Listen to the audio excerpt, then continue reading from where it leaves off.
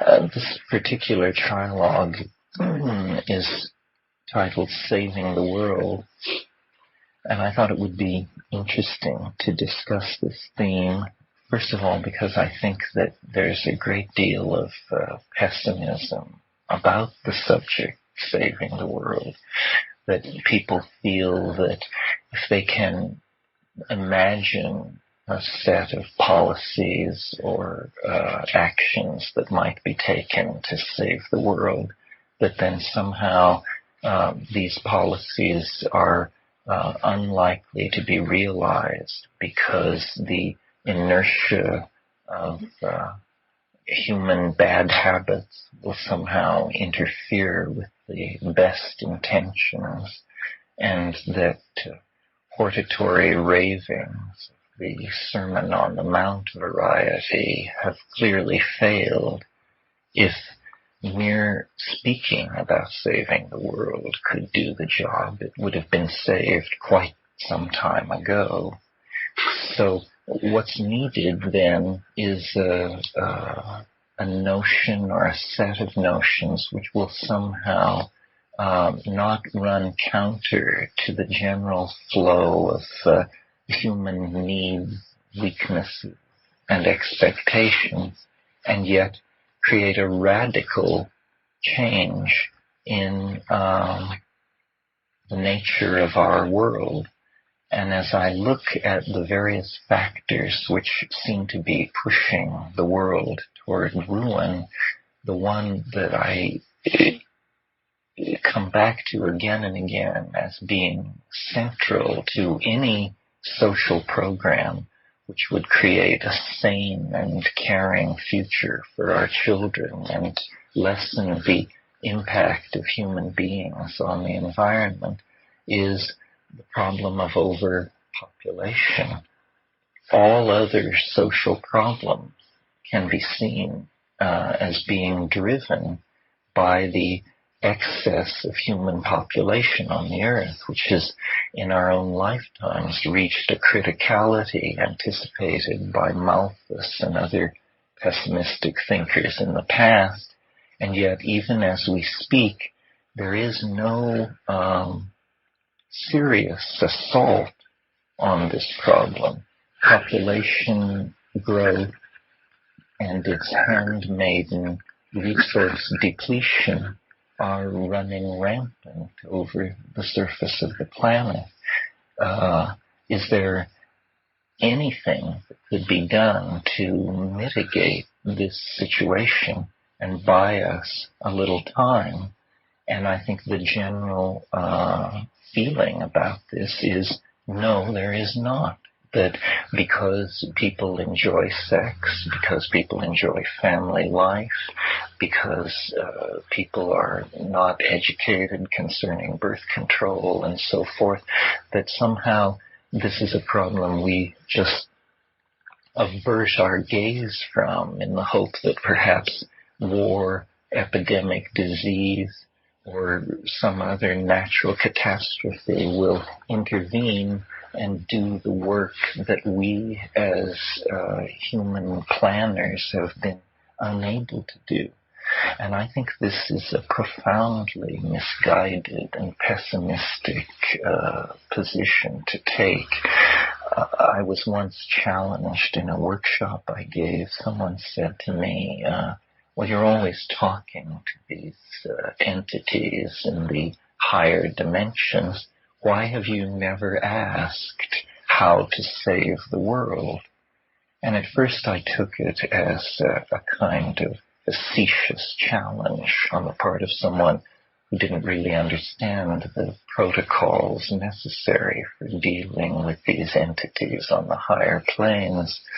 But then I thought more about it, and I thought, if this is a legitimate source of information, then this would certainly be a legitimate question to pose to these entities that profess such affection for humanity. And so the next time I entered into dialogue with the botanical logos, I posed this question: how can we save the world? And with a lag time of under a third of a second, the reply was given. Each woman should bear only one natural child, the Logos told me. I have to confess this was an idea that I had not given a great deal of thought to. I don't think very many people have. And so I would just like to sketch for you the consequences of this and some interesting facts that I've come upon in the process of looking into it. First of all, let's just take it at face value. Each woman should bear only one natural child.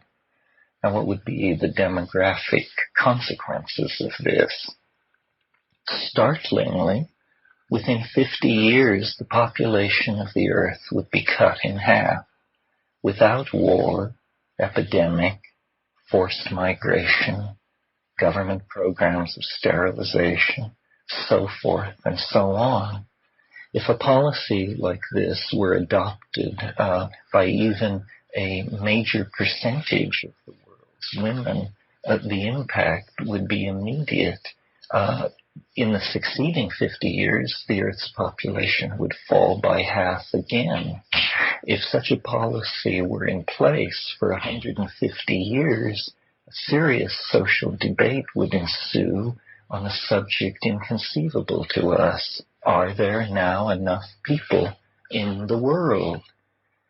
I took this idea and I began to look into the demographics of population, and I made a very interesting finding, which I've not heard widely repeated in the media, even among the people who are concerned about the population problem. And that's the following. A child born to a woman in Malibu or the Upper East Side of Manhattan or Berkeley or Hampstead Heath, in other words, a child born to a woman in a high-tech industrial society, in the upper class of that society, will have between 800 and 1,000 times greater negative impact on the resources and carrying capacity of this planet than a child born to a woman in Bangladesh or Zaire. This is something we are not often told. When we think about the population problem, we tend to think that it's little brown people on the other side of the world who just perversely refuse to stop having children. But in fact, this is not what is going on. Converting a woman in Malibu to the notion that she should limit her reproductive life to one child is equivalent to converting 900 to 1,000 women to the same proposition in Bangladesh or Central Africa. If we were to go to the third world and meet a woman who told us that her ambition was to have 800 to 1,000 children before she died, we would imagine ourselves to be standing in the presence of a social criminal, a person so callous to the needs of the earth, the present state of humanity, as to be almost beyond conceiving. Yet, in fact, this is the position held by any woman in a high-tech industrial society who chooses to have more than one child. There are a number of interesting factors about this. First of all, if we were seriously to propose this idea, one woman, one child, traditionally among demographers, population policies have been most difficult to sell in traditional societies, traditional agrarian societies, because in those societies, having large numbers of children is linked to centuries of religious and social tradition. And so then great frustration spreads back among the advocates of population control because these traditional women are unwilling to make this commitment. In contrast to this, think about the woman in Malibu or Hampstead or the Upper East Side of Manhattan. She is college educated. She has access to excellent medical information. She should be an easy sell to this idea. She is not burdened by centuries of religious tradition. She is a modern, secular, progressive, liberal person. Every woman of that type converted to this policy is the equivalent of converting 800 to 1,000 women of the other type to this policy. I mentioned at the beginning of this talk that it's important that the concerns and wishes of the individual be commensurate with this large-scale social goal. Notice that you can say to this college-educated, upper-class woman, how would you like to have more leisure time, save a pile of money, and be hailed as a political hero? All you have to do is limit your reproductive activity to one child. Now, to the obvious objection that people want large families and want more than one child, you say the cities of this planet swarm with children without families. We're not saying you can't have a house full of children. We're simply asking that you address your unconscious genetic chauvinism and limit the expression of your own genetic heritage to one child. You may fill your house with unwanted children from other parts of the world. In fact, we encourage you to do so. So this is a plan where the goals of the individual, and I think most women of this class I'm talking about, do desire more leisure time and are not immune to the attraction of saving money and would certainly like to think of themselves as behaving politically correctly. Now, another interesting thing about this proposal is it's the first plan I've ever heard for having an impact on the destiny of our species that does not depend on men. Women claim that men run and ruin the world. Very well. Let women limit their reproductive activity to one natural child and save the world and increase their leisure time and wealth at the very same moment. Now, several objections have been put forward to this idea. The first is I've been told that I do not understand the nature of political power, and that political power resides in numbers, and that what I'm asking people to do is to diminish their political power by diminishing their numbers. I reject this idea because if political power resided in numbers, China would be the most powerful nation on earth, followed close behind by India. In fact, these are, they hardly place in the first five. That's an archaic notion of what constitutes political power. Political power is constituted by money, control of abstract resources. This is a plan by which more money would accrue to people who were making this step. So I've asked myself, why, if our planet is truly threatened with extinction and social chaos by overpopulation, we've heard nothing of a plan of this sort. And I think that after some thought on the matter, that the reason for this is because capitalism is the system under whose aegis we are operating, and nobody knows how to make a buck in a situation of collapsing demographics. In other words, capitalism unconsciously rests on the premise of an ever-expanding population of workers and consumers of the goods which capitalism is set up to produce. I don't think that the preservation of capitalism is a sufficient reason to ruin the world and rob ourselves and our children of a sane future.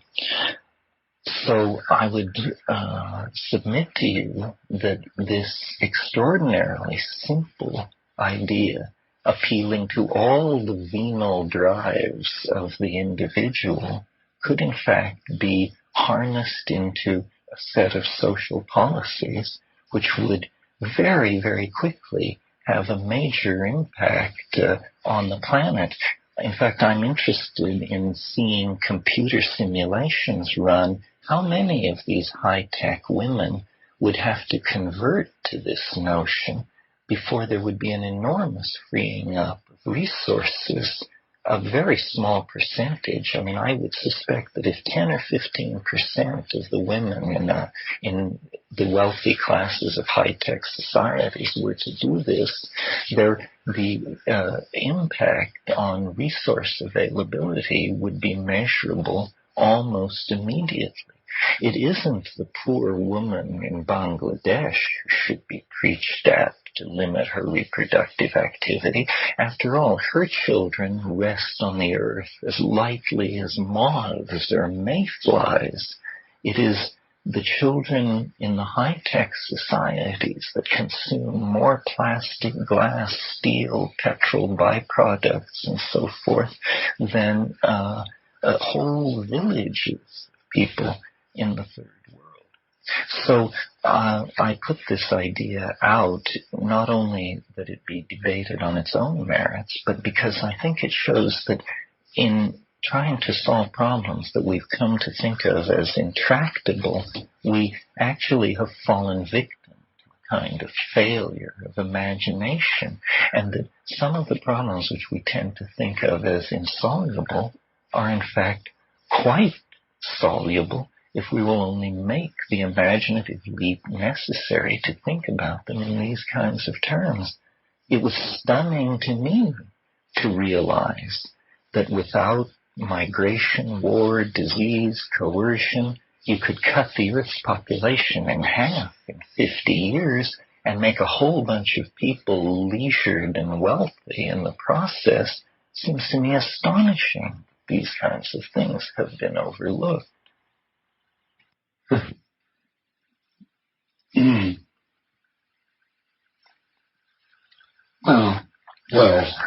Well, a provocative point of view, to which, firstly, several objections immediately spring to mind, and secondly, to which I have a counter-proposal or an additional one. Good. The Sheldrake plan for saving the world. But before that, first I should think that the incidence of single-child families probably is 10 to 15% of the class of women that you talk about already. It's a very common phenomenon. The number of children is inversely related to income as a general rule. And quite a lot of women already only have one child. Secondly, the adoption plan doesn't seem to me to work. It would only work if the woman in Malibu adopted dozens of brown-skinned little children and then kept them living at a Bangladeshi level in her Malibu house. The studies of adopted children in general are usually raised in a similar manner to people's own children and would immediately be promoted to with 1,000-fold consumers. I know families who adopted children from Sri Lanka and from Hong Kong and Vietnam and so on, and they're instantly promoted to the maximum consumption class by the very act of adoption. So that point is, I think, quite invaluable. The adoption thing won't work. So I think the principal objection to the scheme is, the third point, this is the very policy the government of China is trying to enforce for 2 or 3 decades now, each family to have only one child. So the scheme has actually been tried. And one has to say, in the case of China, it's had some success. The birth rate is slower there than in India. But it hasn't been completely successful because of the difficulty of enforcing it. Now, I take your point that it's easier to sell to women in Berkeley than it is to women in Shanghai. But I think the biggest problem to overcome is the prejudice against only children. Since all of us have had 2 children each, if we ask ourselves why we had 2 children rather than 1, we certainly didn't have them because we thought we'd get more prosperous by having 2 children. It must have been obvious before we did it we'd be poorer. It must have been obvious that there'd be a smaller amount of available resources to be spent on them. There's a very strongly established feeling that somehow there's something wrong with being an only child. And that seems to be the most powerful psychological obstacle that has to be overcome for this plan to be put into operation. Maybe I'll leave it there, and now I'll come later to my own patent scheme for dealing with the demographic situation. Yes. Well, as I understand it, Terence, you challenged the botanical logos to provide a solution, and it came up with this plan, and then you derived these demographic consequences which are startling to you and interesting. And if we were to achieve the gain that this plan proposes, we would then need a third step, which I guess hasn't been done yet, and that is to solve the problem how this plan is to be implemented.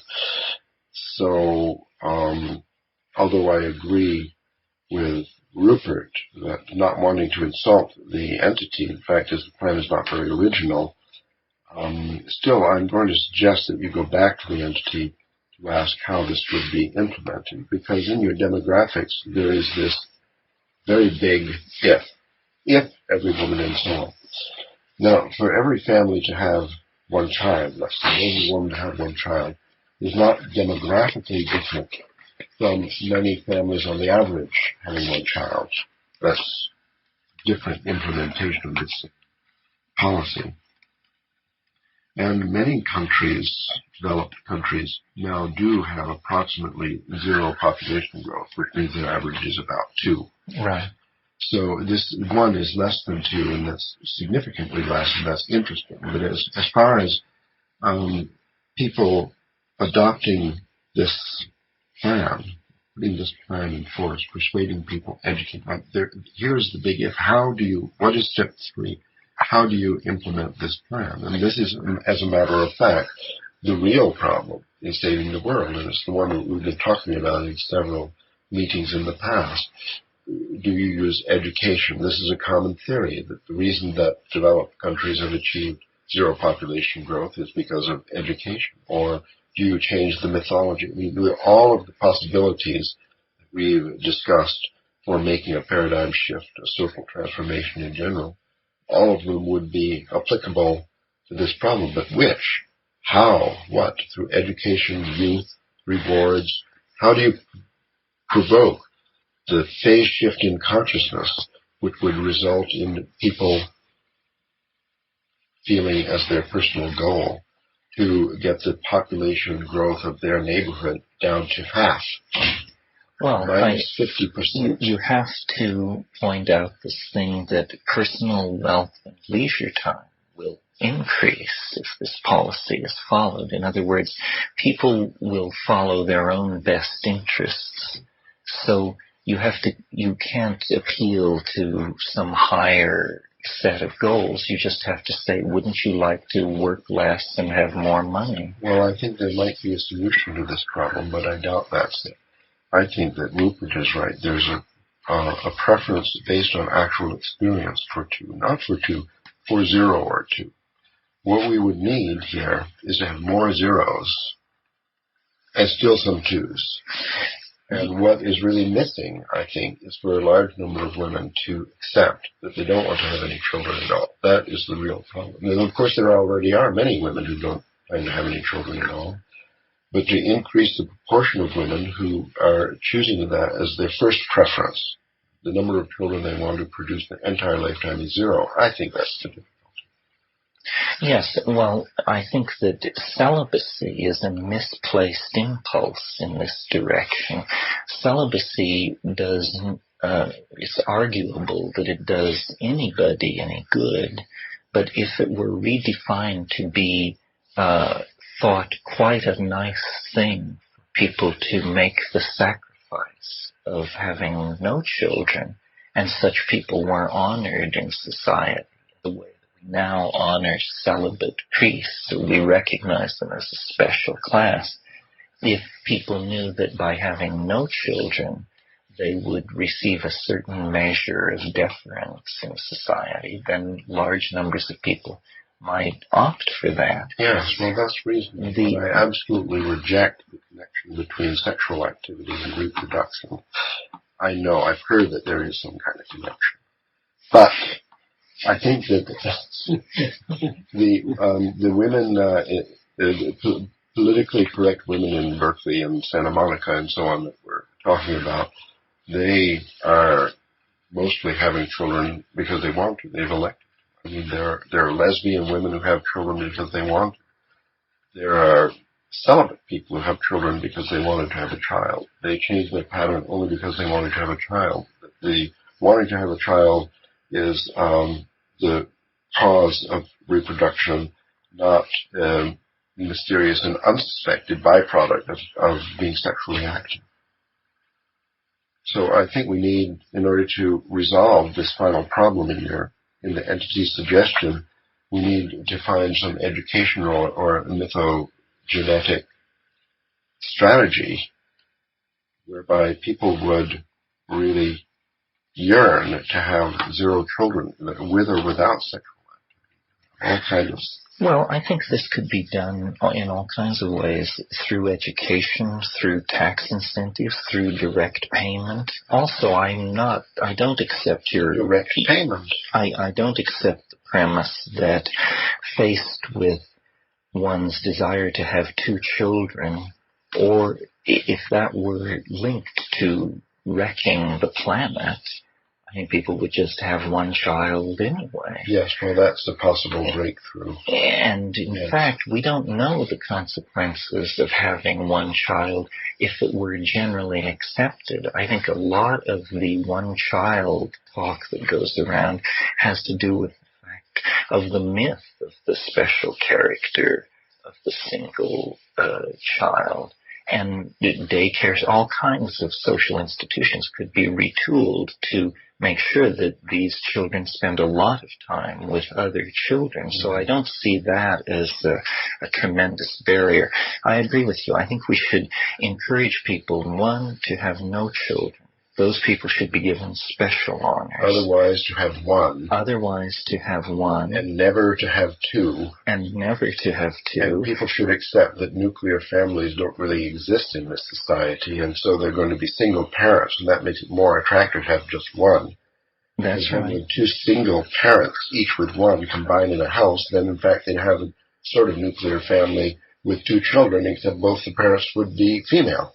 And the other thing is to start in these high-tech societies. Don't start in India and Sri Lanka. That makes no sense whatsoever. Start in the areas where you're likely to make many converts. Then these third world societies, which are tending to take their value systems by emulation of the high-tech societies, would see the positive feedback of these policies and would quite naturally adopt them themselves in due time.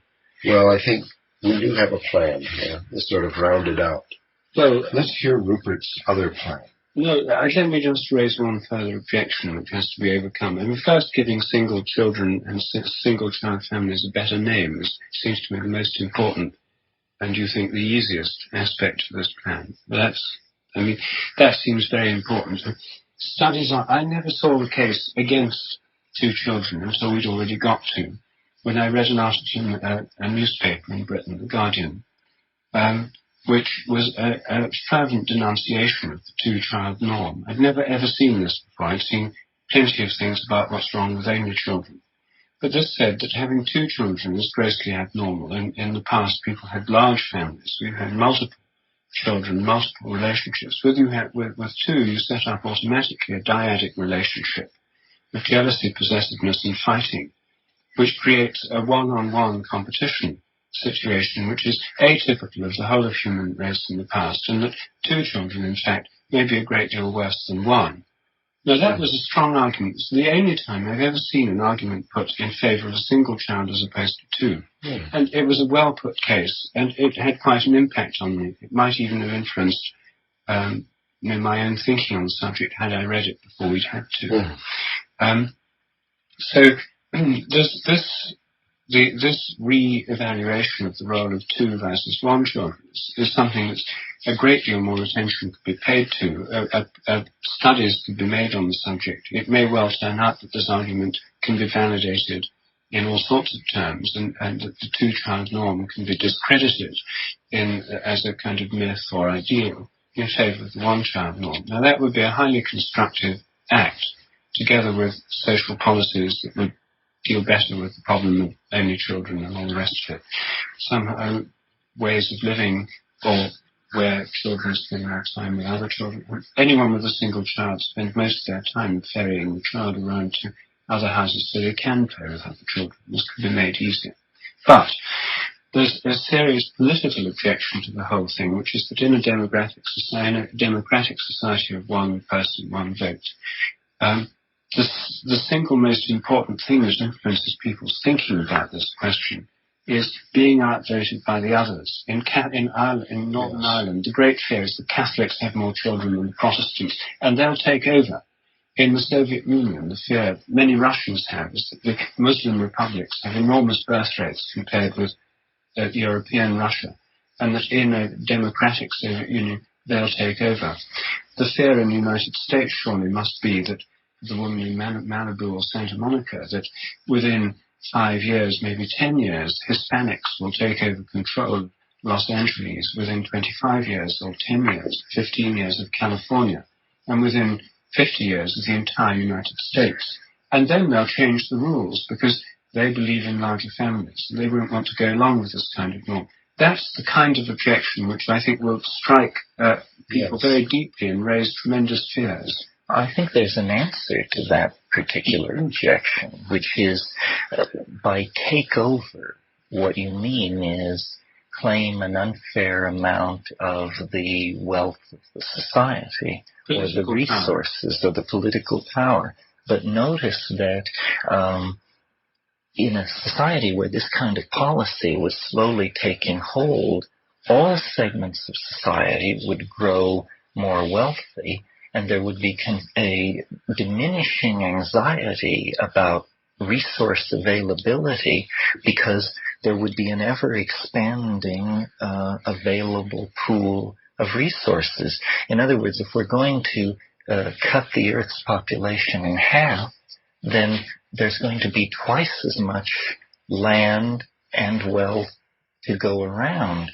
And so people would see themselves progressively enriched, generally and specifically. I mean, in a world where the population is dropping by 50% every 50 years, every time you got your mail, you would learn that a distant cousin's line had died out and that his estates and bank accounts had been ceded to you. So you think a chain letter principle is the one Something like that. But that's the big issue again, because, Terence, you already accepted the fact that in Bangladesh the population growth is not going to decrease, only in Santa Monica and Berkeley. No, at first in those places. I'm saying don't preach it in Bangladesh at first. Demonstrate it in the high-tech societies, and everyone else will follow along.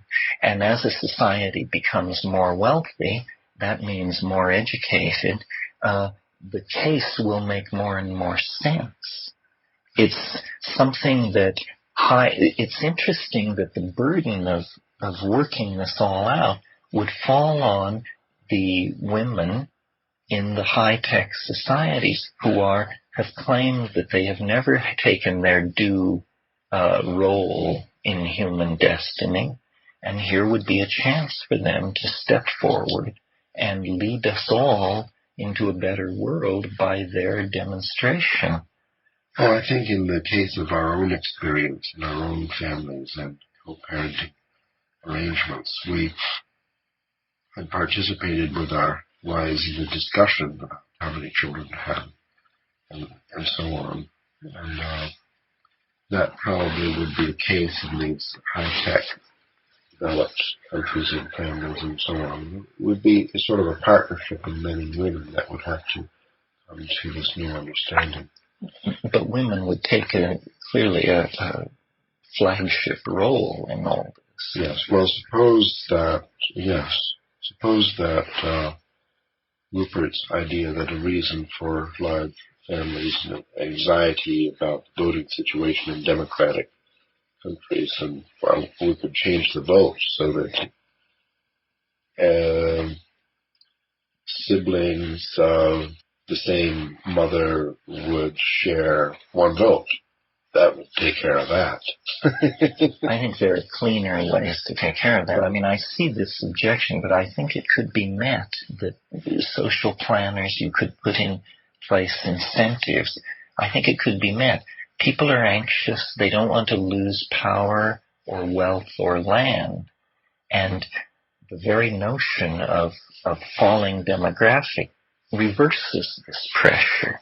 And everyone, even those for whom the policy is working least well, are still living in a better situation than if the policy were not in place. If the policy is not adopted or something like it, we all lose. If the policy is adopted, most of us would gain. Well, if we accepted, just for the sake of discussion, that the present population of the planet is an okay number, then we don't have to seek a decrease, then zero population growth on a planetary scale would be our goal. It's just a more gentle. No, it isn't true, but for the sake of discussion, let's consider that.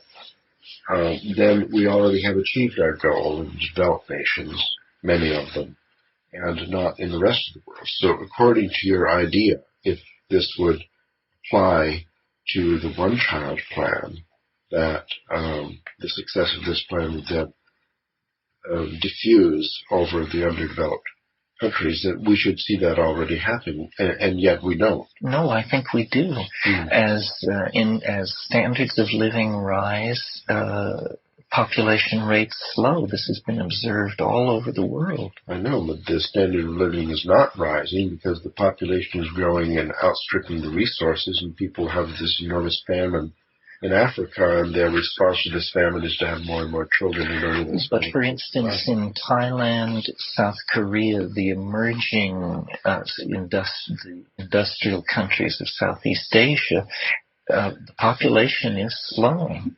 And it's generally accredited to the rising standard of living and expansion of the industrial base. Yes. I mean, there's one further point, perhaps not such a serious one, which is the thing that terrifies people as well is not just being outvoted by the increase of one section of the population relative to the other, like Hispanics, but also the question of immigration. And in Vancouver, for example, within 5 years, there'll probably be a majority of Chinese. Hong Kong Chinese are flooding in every day, great plane loads of just buying up a lot of property in Vancouver. Mexicans are flooding into the southern parts of the United States. This idea of people flooding in, the Germans are now getting worried that East Germans, if they thought by unifying the country they could decrease immigration from East Germany. In fact, it's increased. And now everyone in Czechoslovakia, Poland, Hungary, with any ambition and who's prepared to move, looks to Western Europe as the place to go. Any moment, people in West Germany are really afraid. If there really is a kind of European economic free zone that includes all of Europe, a free movement of peoples, just what they've been claiming they want. For 30, 40 years they've been claiming this is what they want. If that's what they get, 100 million Russians will probably want to move to West Germany. The problem of immigration is a very serious problem for a lot of people. And this is another reason, as well as being outvoted by demographic increase within the same country, upon immigration from others. You know, the yellow peril, these kinds of things have been... But these immigrations are fueled by population, uncontrolled growth of population. Well, they're not, because Eastern Europe has had one of the lowest population growth rates in the world in the last 30 or 40 years. So tough have the conditions been. The population of Romania and other countries in Eastern Europe has actually been falling, much to the consternation of their governments. They've had the lowest population growth rates anyway. They've had negative growth rates. The people aren't moving because there's so many. They're moving because of jobs. But you see, that's just a problem. We will always have problems. What we're trying to do here is figure out how to save the world from extinction. No, the chicken and egg problem, because the logical consequence of your theory is that we have to solve all the other problems of the world in order to solve the population problem. So the preposition at the beginning of your introduction, that which I concur, the population problem is the basic problem. Somehow that's not really so logistically.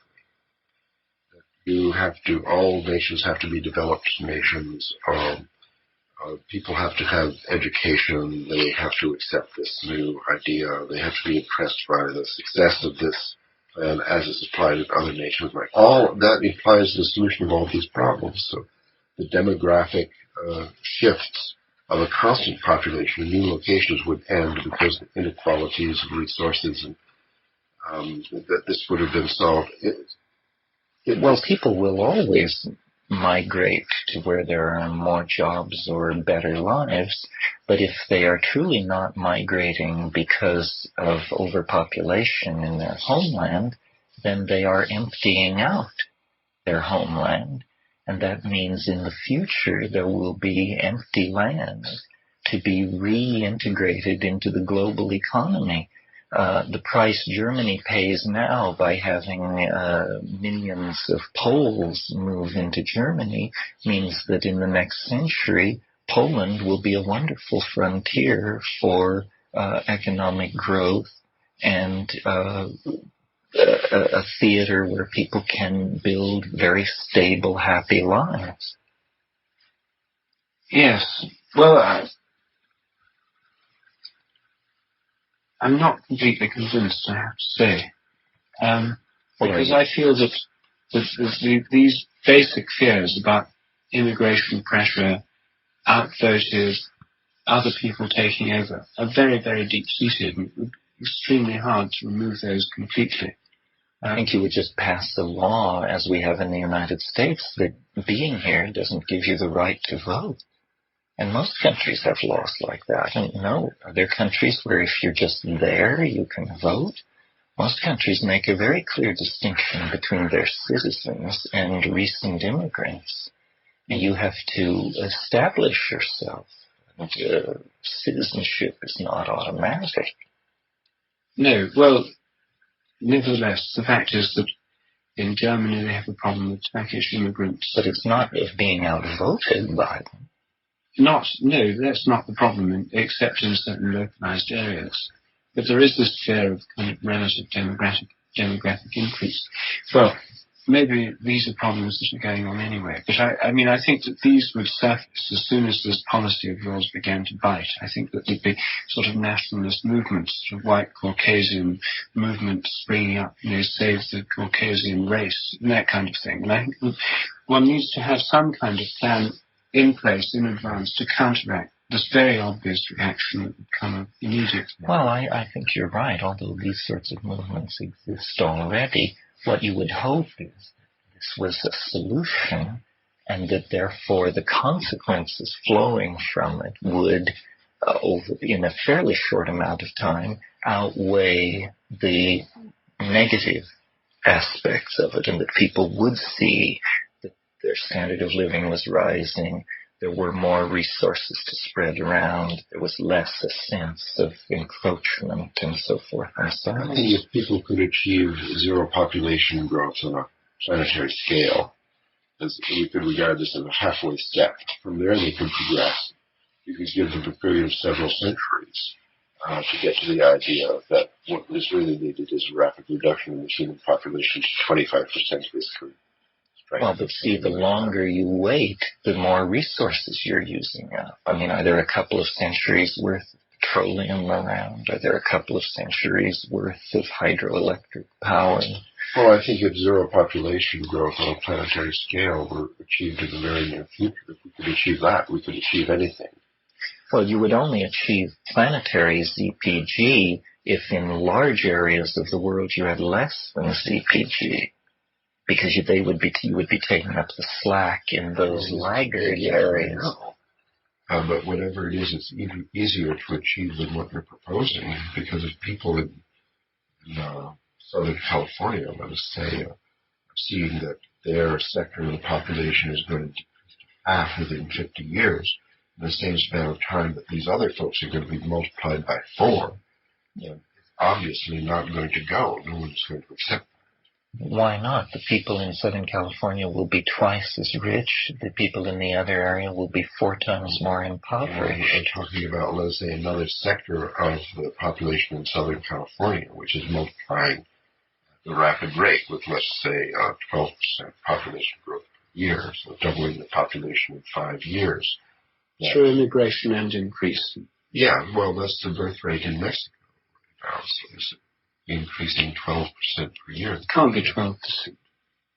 Nowhere's more than about 3.5%. Oh, excuse me. Maybe Fix 2%. this in the transcript. Well, I'm not saying you're not going to save the planet with a snap of the finger. But since the other things on the table to solve this problem are thermonuclear wars, synthetic viruses, pogroms, genocide, triage, and computer-directed mass starvation, this sounds to me like a pretty good idea. You haven't heard my plan yet. Have at it. This plan was conceived when I first went to India and was published in Nature in 1974. And the reason I had a slightly wary attitude to plans for solving the world's population is having had one myself and promoting it vigorously in international circles, including various sort of international aid agencies. So having working as part of one, I had the air of people of influence and so on. I was in a good position to do it. The fact that nothing's come of it over, the next following 17 years has slightly discouraged me. Anyway, the scheme, as it goes, is quite simple. It's based on the perception that in third world countries and in advanced ones, but largely in countries like India, where population growth is greatest, people have lots of children not because they want to have lots of children or are children, but because they want to have lots of sons. Yes. That point is, I think, quite clear. As you can talk to any Indian, any Chinese, what they want is sons. They don't want daughters. Yes, the Chinese throw the daughters in the river. Yes, and so the Indians practice female infanticide in Rajput and other castes. What they go and pray, they spend good money on doing ceremonies in temples, pujas, to try and have more sons than daughters. Incidentally, this provides a test of the power of prayer of a statistical kind. I checked out the male-to-female excess in the birth rate in India as opposed to other countries. It's 106 to 100 males to females in live births in India. So it is in Western countries where there's no such strong prejudice. So one could in favour of sons. So clearly, on a large scale, the magical and religious means used to try and promote the appearance of sons are not effective, statistically speaking. They may shift the balance in individual cases. But anyway, the fact is they want sons. Now, rather than trying to go against the tide, trying to persuade people to have less sons or less children than they have now, you give them what they want. Now, it was discovered in the early 70s that male sperm swim more strongly than female sperm. And in vitro, in test tubes, if you put them in a viscous solution, any viscous substance will do, and they have to swim through it, there's a progressive enrichment of male sperm getting through the other side. There are other ways of separating them that have been investigated by the artificial insemination industry, because with cows, you basically want to have females rather than males. So there's some research gone into this. Anyway, with human sperm, like many other species, male sperm swims stronger than female. My proposal was a simple technical advance whereby a capsule of a viscous substance like carboxymethyl cellulose, very cheap, buffered at an appropriate pH, would be inserted before intercourse into the vagina. The sperm would have to swim through it in order to fertilize the egg, and this would give a preferential enrichment of male sperm.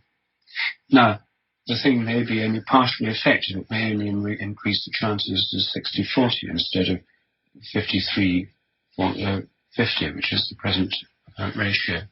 However, even a slight increase, as long as it was perceived as being increasing the chances, would lead to rapid adoption of this thing. Even if it was banned by governments, the black market would spring up immediately. The product would be extremely cheap to make, assuming that this technical problem could be overcome. You could make the product technically. The result of this, let us assume that it would work with an efficiency, say, promoting the chances of 75 to 25 in favour of science. It's a reasonable assumption. It would be widely adopted. The proportion of boys would increase. The number of children required to achieve the right level, the desired number of sons, would go down, so there would be a more adoption of birth control immediately. But, of course, the main consequences would come within one generation time, which is about 15 years in India, since the average age of marriage for girls is about 14 in most parts of India. Then, of course, the consequence would be a shortage of girls. Not all these young men could get married to girls. Or even if you had a system of polyandry developing, the rate-limiting fact for population growth is the number of women. So, women couldn't increase childbearing beyond one child a year maximum, however many men they were married to or had sex with, whatever. So, there'd now be an immediate bottleneck on population growth. Population growth would begin to plummet. There'd, of course, be social consequences associated with this. And most Westerners who had this plan said, well, of course, they'd all get militaristic. You'd have appalling wars. That's not the reaction I heard from anyone in India. The Indians don't have such a militaristic tradition. What would probably happen there is that you get a rise in age at which men could get married. And instead of a dowry system, which is what causes people to not want daughters, there'd be the rapid development of a bride price system, as people would have to bid higher prices to get the available girls, which would solve another problem, namely the low social status of women and the desire not to have daughters. And within 30 years, the whole system would re-equilibrate, because the desire to have sons rather than daughters would cease to have the same motivation. The entire social pattern would adjust. There'd be social problems in between, but nothing like the social problems caused by the doubling of the population in the next 25 years. This plan, which would go with the grain of what people want rather than against it, technically conceivable and probably achievable if enough research were devoted to it. None has been so far. Is, I submit, another way of tackling this problem. Although it doesn't address at all the impact on resources of children born in high-tech societies. It's again a little brown people are the problem theory.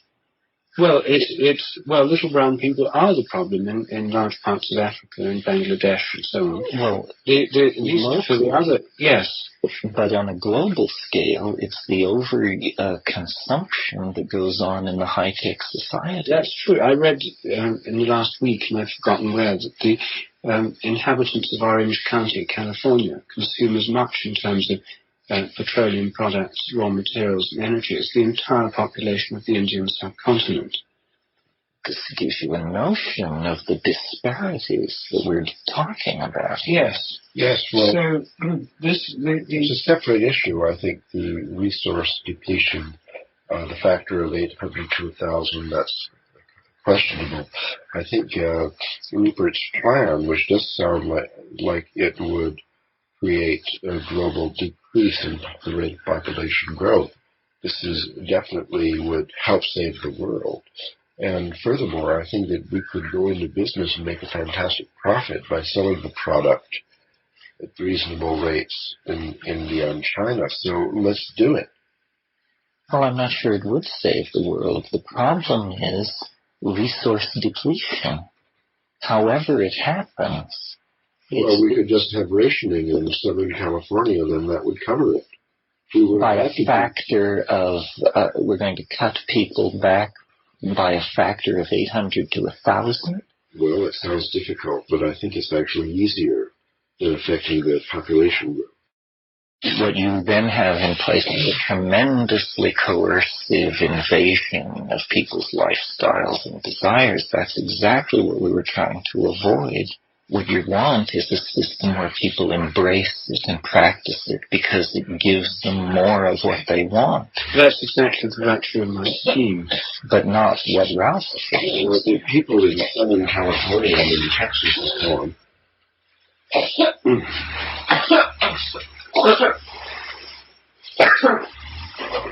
are using an exorbitant amount of energy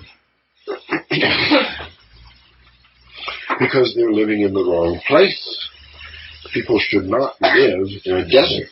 So now we're going to add forced migration to the plan. If you want to save resources, then you could affect the world much more rapidly by moving people to different locations than you could by trying to affect the birth rate. But all of these ideas smack of totalitarianism, fascism, so forth and so on. I see the merit in what Rupert's saying. I think these two things could be practiced concomitantly. This entire scheme that he's proposing could be put in place in the third world, while the scheme that I'm proposing could be put in place in the first world. That is a good idea. And then we have the double got it. Furthermore, I think that the effect of Rupert's plan could be accelerated, adding enormously to our profits in private enterprise by advertising and trying to affect the bride price for a more rapid inflation of bride prices than would simply result by waiting for the demographics to do it. Just to give people the idea that brides are more valuable. And, because you see, what we want to do you're right. In the third world, what we want to do is have less people. In the first world, what we want to do is have less consumption. That's right. So this two-track plan would reduce populations in the third world.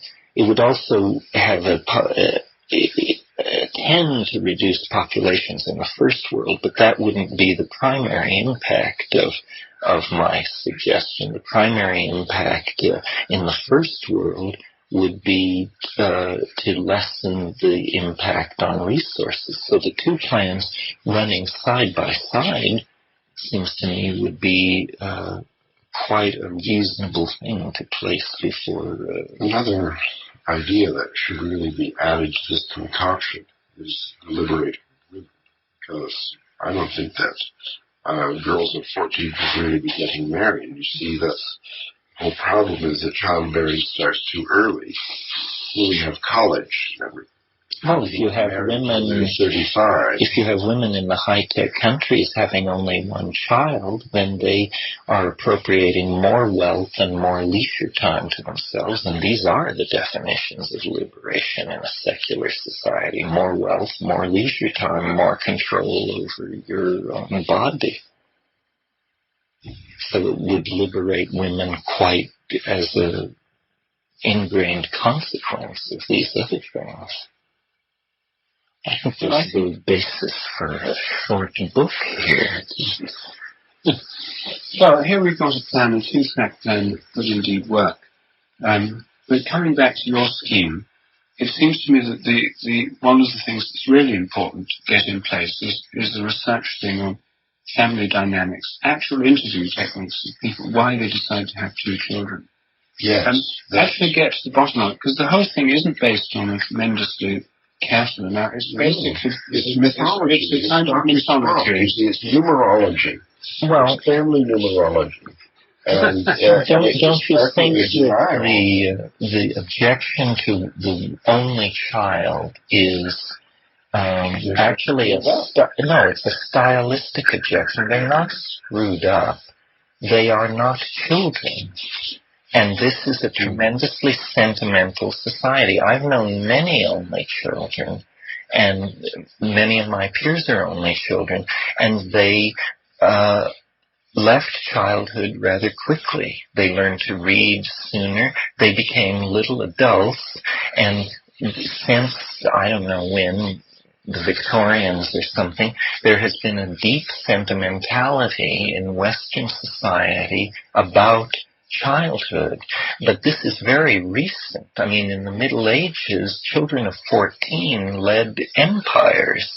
And so the idea that the only child is undesirable is simply a sentimental attachment to the notion of childhood. We're speculating in an area where there may be a great amount of data, and I think instead of trying to dope this out on intellect alone, what we might do is propose research projects to check some of these questions.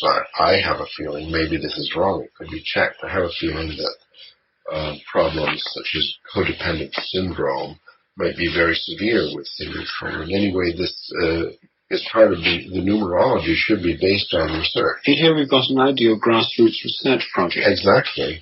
Since this doesn't require expensive apparatus, atom smashers or anything, but rather a sensitive interview-type investigation, and investigation of family dynamics, which can be carried out by people with a limited training in these things, but asking the right kinds of questions, something which anybody can understand. And maybe many studies have already been carried out, and the literature is there to be looked up in.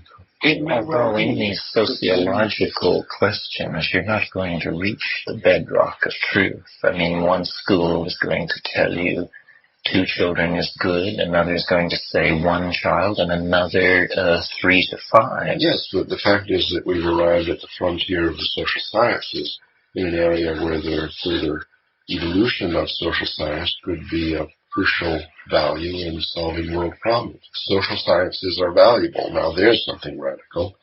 Finally, I like to put in a plug for mathematics. I think there are many factors in cooperation. Here we have the mythology, the psychological factors, the resources, the education, in order to test an intervention, a hypothesis before doing it, before we manufacture all these viscous pill implants and distribute them on the cheap in India.